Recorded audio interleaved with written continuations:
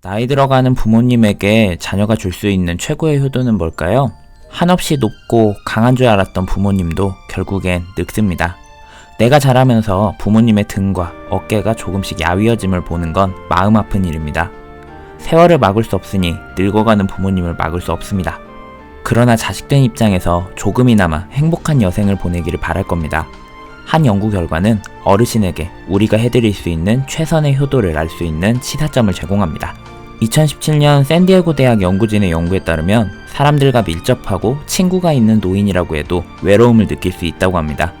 다양한 공동체 생활을 함에도 불구하고 외로움이 없다고 대답한 건 15%였고 63%는 보통의 외로움, 22%는 높은 외로움을 호소했다고 해요. 노인들의 외로움은 노화로 인한 신체 건강의 약화, 파트너, 가족, 친구의 죽음이었습니다. 조금 더 근본적인 이유였다는 거죠. 우리나라는 노인 우울증의 비율이 높습니다. 자살률도 무시 못합니다. 그래서일까요? 우리는 부모님에게 이제 나 뒤치다거리 좀 그만하고 친구도 만나고 밖에도 나가고 그래 라면서 핀잔을 주기도 합니다. 누군가의 부모가 아니라 개인으로서의 삶을 살았으면 하는 잔소리일 겁니다. 그러나 노년의 나이에 다시 자기 삶을 찾아가는 건 청년, 중장년층이 생각하는 개념과 다소 다릅니다. 이미 부모의 삶에서 자녀는 빠질 수 없는 일부입니다. 자녀를 빼고 당신의 삶을 살라는 건 안고 없이 호빵을 만들라는 얘기와 같습니다. 아무리 사회적 활동을 왕성히 하더라도 채울 수 없는 본질적인 외로움이 있습니다.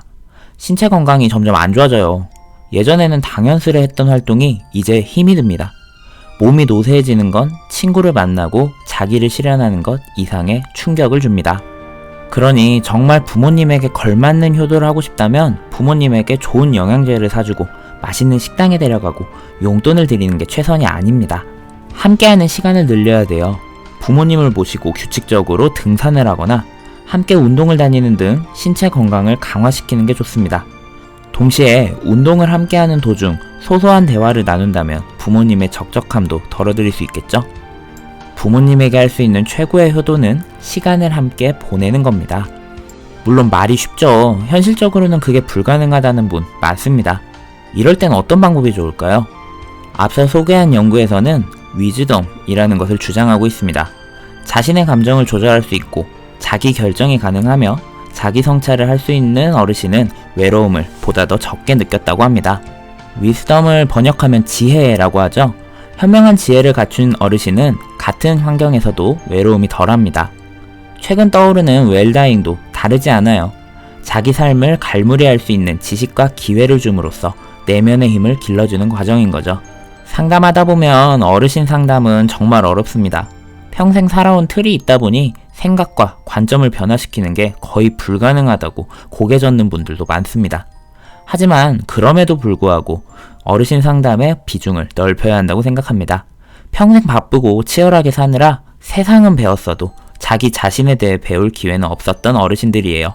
이분들에게 교육은 최고의 선물이 될 수 있습니다. 감정조절과 자기성찰은 심리상담 프로그램을 통해 할 수 있고요.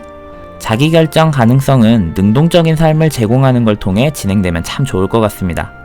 마냥 편히 쉬라며 하던 일도 뺏고 무조건 앉아서 TV만 보게 하면 안 됩니다. 움직이지 못하게 하는 게 오히려 불효일지도 몰라요. 부모님을 외롭게 하지 않기 위해서 오늘은 이렇게 얘기해보세요. 엄마, 같이 운동 갈래? 아빠, 좋은 교육 있는데 같이 들어볼까요? 영상이 도움이 되셨다면 구독, 좋아요, 알림 설정 부탁드립니다. 많은 사람들이 이 영상 알 수 있도록 적극적인 공유도 부탁드릴게요.